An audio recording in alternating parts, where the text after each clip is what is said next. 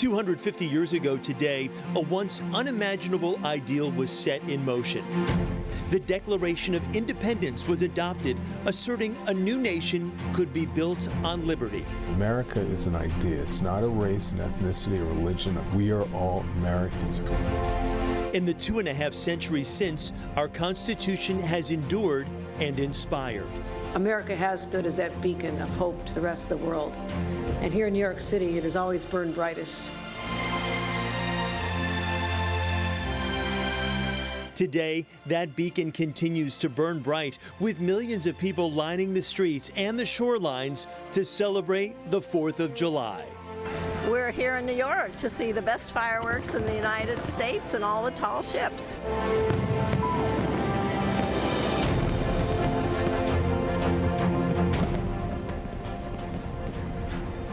And a live look at the Verrazano Bridge. Tall ships from around the world ready for a grand event, the largest maritime gathering in American history on our nation's 250th birthday. Good morning. I'm Chris Raggi. And I'm Mary Calvi, and thank you for joining us. We are aboard the USS Intrepid, best seat in the house. Today we're taking you all over the tri-state to see how a very special Independence Day is being celebrated. This once-in-a-lifetime gathering includes the country's 7th ever International Naval Review with more than 50 U.S. and foreign warships, showcasing the enduring partnership between the United States Navy, Marine Corps, and Coast Guard.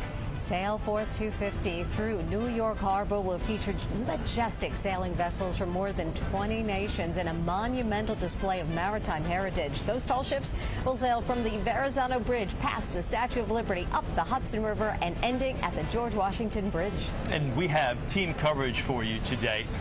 So much to show you, so much to discuss. As you can see, our reporters are stationed all across the tri-state area to bring you this celebration. We'll be at the Coney Island Boardwalk, we'll be at the Verrazano.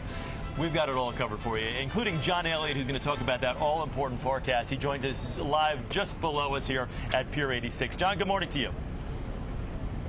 Okay, so here's the deal. Let's set the stage and the scene on the sea. So, I mean, in about 30 minutes, you're going to see this unprecedented flotilla heading up the Hudson and making the turn. But what's a parade without a band?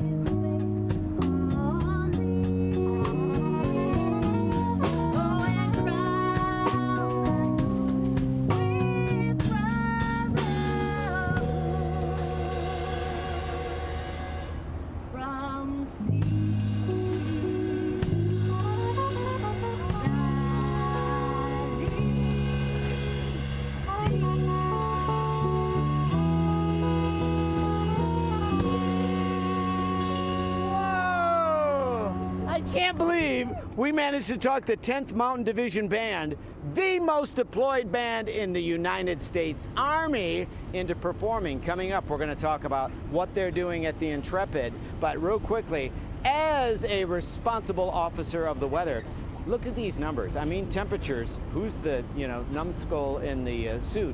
These are the air temperature observations around the area, and when you factor in the humidity, those numbers are just going to keep going up. The real feel numbers today are going to be in the low 100s, so you want to make sure that you are ready for that. Trust me. I mean, 87 feels like 90 already. We're rain-free now, but it's a first alert weather day because we are going to see the possibility of isolated strong to potentially severe storms. Hey, we've got some breaking news too involving Sail Forth 250 on Governor's Island. Storm damage impacting viewing there. We're going to talk about that, and in addition to more music, we're going to talk about love in the Army and where you can hear the band at the Intrepid. Remember, it's Fleet Week too, so there's all kinds of stuff to do, and we're going to kick it off with the Coast Guard in about 15 minutes, talking about security and keeping the parade safe. So I can't believe it, you guys. We managed to talk a band into performing. We'll have more from the Army coming up, but right now we'll send it back to you guys. For you, John, you know they'll do anything. I wanted to ask you about that stormy weather. It was a tough night on the water for these boats. So not only that, the thing about Governor's Island was there was there was so much wind damage. There was premier access viewing on Governor's Island, which again, that's part of what Sail Forth is about. They had to cancel that event. So yeah, wind was a huge issue, but also localized flooding. In our full forecast, we're going to go through the futurecast to show you the potential for more storms tonight, obviously mindful of the fireworks display. So we'll time it all out for you coming up.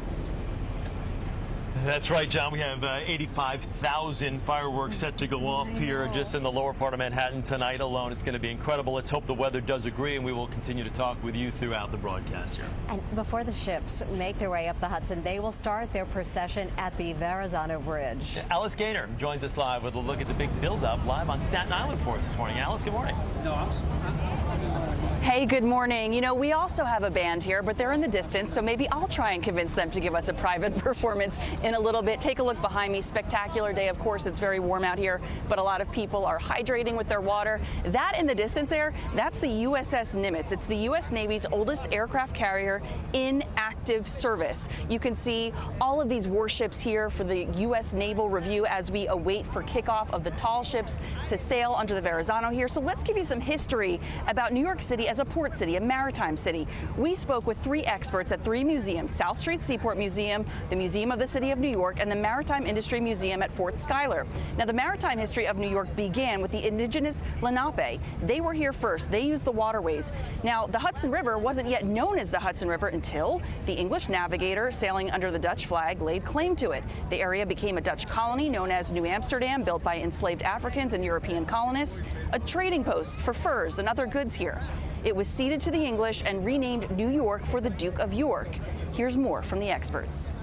We took a walk on an enlarged Ratzer map at the Museum of the City of New York, named for the British military officer who made it during England's rule. We can walk on Water Street here, down all the piers, and see our role in the British Empire triangle trade and the crucial positioning of New York as a place of import and export for the betterment of the British economy. In 1775, the Revolutionary War began. New York was such an important port that the British came in almost as quickly as they could to take it away from the revolutionaries, because it commanded 315 miles of Hudson River. Here we have George Washington on Evacuation Day, the day that the British troops finally left the colonies. So how did we go into a unified nation, the economic engine of the world, because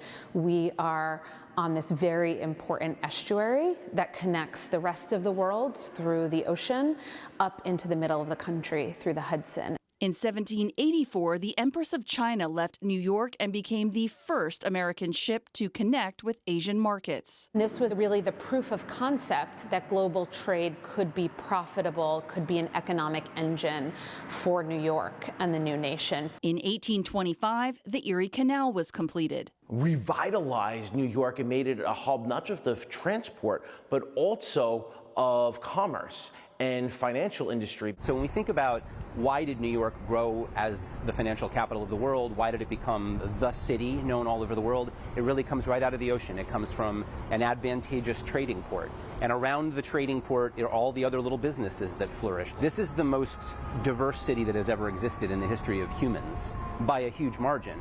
That is precisely because we have been connected to hundreds of places over centuries via the sea. New York City, forever a maritime city. Truly, and I mean, again, it is so hot out here, but look at all of the folks gathered. This is Alice Austin Park, hoping to get a glimpse of these tall ships that are going to be sailing under the Verrazano, making their way up the Hudson. What you're looking at out there, again, the USS Nimitz and other warships. They're here for this naval review. It's a beautiful day, although it's hot. The borough president has provided free iced coffee and donuts, so there's that. Chris and Mary, we will send it back to you.